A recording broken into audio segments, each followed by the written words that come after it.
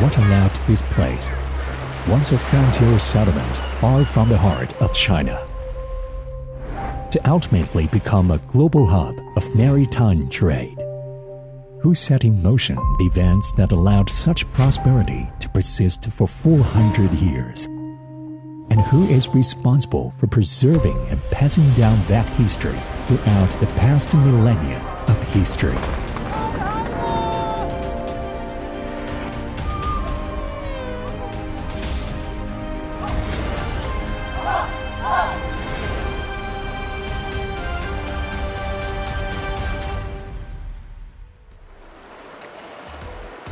The tide under Luoyang Bridge ebbs and flows, as it has done for the past 1,000 years.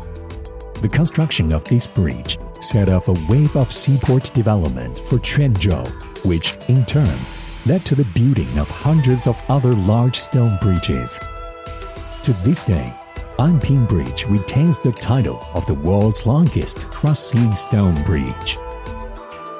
This is a massive water-land transportation network, running along the docks in the harbor, through city and town markets, and the mountain area north of the city, reaching deep into the Central Plains territory.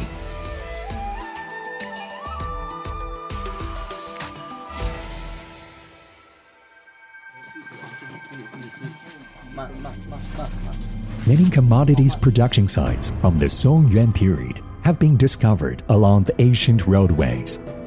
These mining pits and stacks of iron slag suggest that this was a site for large-scale ironwork production. Moreover, there are numerous kiln sites where porcelain was fired for export. All this points to an important conclusion. A global hub of maritime trade required not only transportation infrastructure, but also sufficient commodities. In Songyuan Quanzhou, a highly integrated territorial system combining production, transportation, and marketing had been put into effect. This thriving system led to trade relations with more than 100 countries and regions around the world.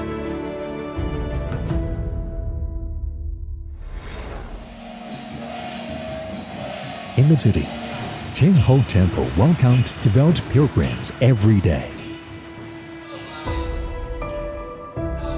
Outside the city, each time fishing folk went out to sea, they offered sacrifices to their sea gods.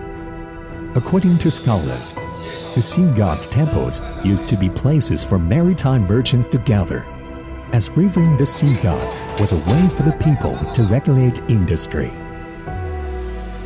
The words Gentleman of Trust, engraved on the Zhengwu Emperor's pedestal, and the wind prayer inscriptions on Zhouyu Mountain provide evidence of the state's endeavors to advance maritime trade.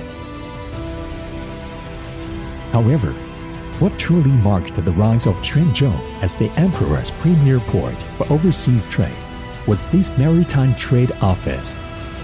Not only did this state administrative agency for maritime trade generate wealth, it also helped the nation, whose civilization was founded in agriculture, to expand its mastery of commercial principles. Through this open portal, participants in maritime trade across Eurasia shared the fruits of commercial and cultural exchange. Traces of the cosmopolitan multicultural communities from that golden era can be found throughout the city.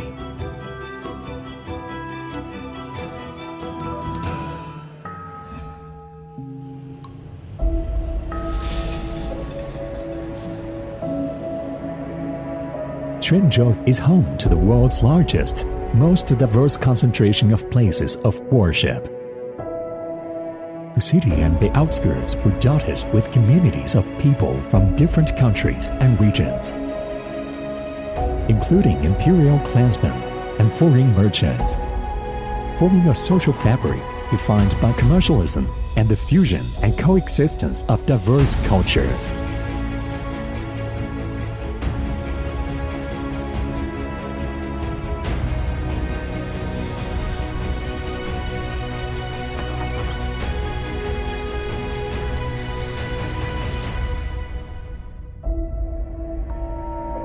as the monthly ceremonial veneration of the Buddha is staged in Kaiyuan Temple. The bazaar outside the temple opens for street vendors. The ancient docks leave behind memories of days past. The stone pagodas along the shoreline still serve as navigation markers guiding mariners home. Back then, long-distance global maritime trade made transnational cross-cultural prosperity a reality. Today, the fascinating city of Quanzhou remains committed to advancing global maritime civilization through inclusivity and accessibility. The exchange and mutual learning between diverse civilizations that began along the ancient Silk Road continue in the new era.